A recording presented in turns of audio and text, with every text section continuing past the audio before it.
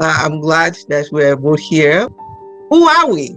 We are exposed to good and evil from the day we're born. Everybody, it doesn't matter whether you're a Muslim, whether you worship the Shango, or whether you're a Christian, or whether you worship Allah. We believe in there's something higher than us, and there's also that something higher brings good, and there's something higher that brings evil.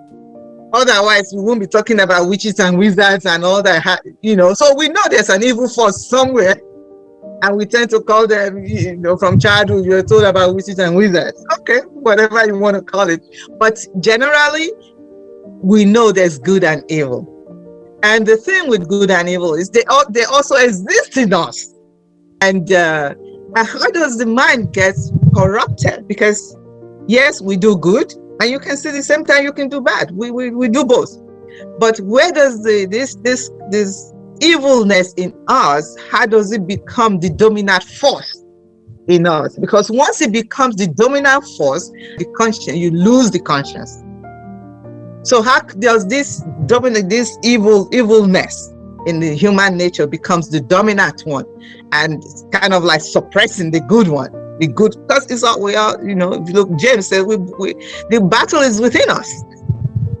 So I'm going to go into use a business model that I think that the force, the evil force, used to convince us to move us into that more of that negative, more of the evilness in the human nature. I don't know if you're familiar with this SMART model, business SMART model. Have you ever used that? Yeah, they say specific, measurable. Yes. Is that correct? Yes. Specific, measurable. Specific, measurable, achievable, relevant, and timely. And if you Google it, it tells you an impactful strategy for viral growth that managers use with employees, by getting you, meet people where they are, whatever talents they have is what you use. You tap into it to make them more productive. And of course, you can measure from level to level. That's where you have data and all that for. And of course, it has to be achievable, because don't give people something that they can achieve. It makes no sense. So you give people assignments that they can get to, and it has to be relevant. Whatever you're introducing to them has to be relevant. Don't give me an assignment that has nothing to do with the progress of my mission or our goals. So it has to be, and it has to be timely. How you introduce different whether it's recommendations or different variables in your business. So these are all to help you achieve your mission or your goal in your business. So I'm going to use the same thing to apply to this force, this dominant force that I talked about, that it's evil, and how the business model can actually be applied. So let me go to the next screen. Okay, when I say specific, and in that specific, the evil force kind of looks at you. It doesn't operate at random. It looks at you, studies you, your environment, your family, your character, before anything can be introduced to you. He knows who you are. And I said he, I'm using the word he, doesn't mean that there's a person standing there, a man standing there doing this. It's a force. So pardon my universal use of the word he. It's a force. We don't, it's a force that exists inside us. So pardon that. So usually, before anything is introduced to you, just like if I go into a company to work, they want to know what degrees do you have, what experiences do you have, and they introduce you to their whatever they want you to do. But this force usually brings a distorted image of your reality. It gives you a distorted image of what's in your environment that you think is causing you, putting you in the position where you are. And if your parents were poor, he'll inundate you with thinking like, poor people. Nobody likes them. Nobody, they are so poor. Nobody even wants to see them. Nobody loves them and all that. So whereas that's a distorted image in your head, painting what poor people look like, or like this other guy who's so good. See, these rich people, they are wicked. So, and once that distorted image settles in your head, now the next level is to introduce you to that distorted image becomes your guide, what guides your imagination and how your mind works. So if you're coming from that poor place that will be told you that your brain has registered that poor people they are unworthy, they don't have a role in society, then you now go the opposite, trying to gain anything that is going to contradict, because you don't want to end up with that distorted image, that poor family. So you get greedy. I want to go get things that I'm going to grab so I don't end up like them.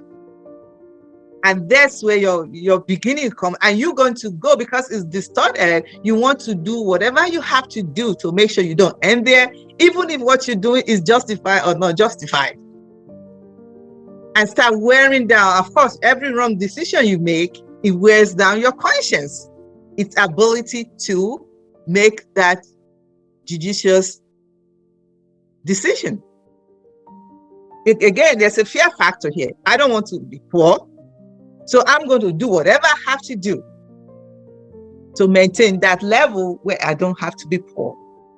Even when you now have enough, because you have that fear, that distorted image of that poverty in your head already, established in your brain, you keep going for, you're insatiable, because you just, how about tomorrow and next year and the year after? So now you're accumulating and accumulating and accumulating, because you don't want to be what that image has been distorted in your head.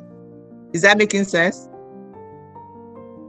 Yes, it is. It is. Okay. So, and now, what they have to know is measurable. There's a monitoring of how you use this, whatever advice. If it's that greed, that I don't want to be poor, that's it. Now you're going to grab from whatever you can get to make sure that you satisfy that need not to be poor. It's much, because if you still want goat successfully or apple successfully, remember when I talked about the conscience, initially you're apprehensive, you have anxiety of doing it, but once you override the conscience, you feel more comfortable. Now you move into, I can steal one. I can steal two now. If I can steal one, why can't I steal two? Then three. Then you go for the max. And the more you keep stealing, guess what? The better you feel, because it's measurable, because now you see yourself progressively getting better at it. The people around you are looking at you and you feeling you accumulating. Everything is coming from left and right. You then start bringing them in. You begin to indoctrinate others into your web of deceit. Now you have leading to mass fraud. But remember, your conscience has been seared. You don't feel anything other than, I'm going to find what I need for myself. So let's go to the next slide. It's achievable. What this force does to your mind is, it tries to convince you that whatever you're doing, there's no consequence. When I was younger in Lagos, they used to go shoot armed robbers at the bar beach. They would line them up and execute them there. People would line up, people would stand by the beach watching. Those who came to watch the execution, somebody will now steal their own car. Which means the person who is stealing car is like, I beg, now won't be that one. This is my turn. Make I carry my own. Still, you are looking at the execution, no? But here you are, stealing for the very thing that those people are being killed for. So this force tells you, don't worry about it. There's no harm. No one will find out. I beg, don't do it, Jerry. Or it tells you, look at people around you, see how good they are living. There's no consequence. So it kind of blinds you to the consequence of your action, because if you knew the consequence before, when it was first introduced to you, and your conscience was able to ascertain where you should go, you shouldn't do it, you'll be okay. But don't forget, you have overriding the conscience. The conscience is not working. Now, within that whole parameters, it's also telling you, don't worry, Jerry, life is good. Continue. So the power in your carelessness or recklessness or indigenous living increases with time. You stole one, why not? Still more. So you have this quest to keep going and going because there's no moral judgment anymore. You've lost your compass. It tells you it's achievable. Come on, keep going. Keep stealing is good.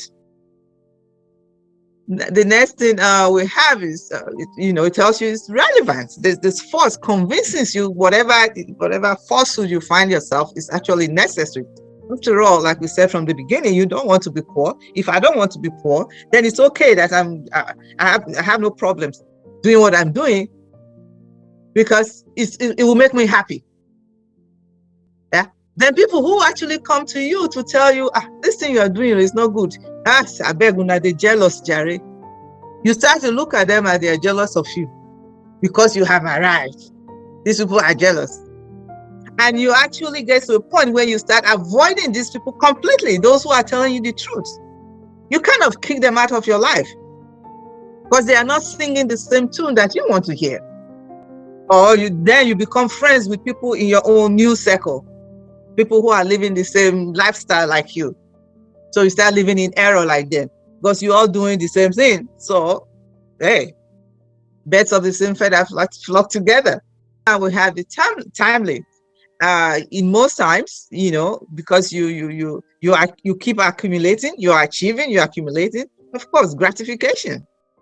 And there's gratification at all levels. From the time you decide to, like, I'm going to steal this to obtain this happiness that I am. When you steal the first one, you are happy. You steal the second one. Oh yes, I have more now. So at all level of your deceit, at all level of your whatever you're craving, he gives you this joy. And it just you become dedicated. I deserve it, Bo. One life to live. I have arrived. So you kind of everything is you flowing now. It doesn't matter. There's no tomorrow. Today is the day. Let me enjoy. It's all about your pleasure. And also the two things going on, your pleasure where you are, and also bearing in your subconscious that I do not want to be poor. Like those poor people. Those people becomes those poor people. Now I have a new status now, a new status where I belong to this new group. And we are enjoying, we're drinking Hennessy, $10,000 Hennessy. That's our new life. It doesn't matter where you're getting the funds from. It's the gratification that I'm getting now and the enjoyment that I'm getting now. And that's your basically your smart model.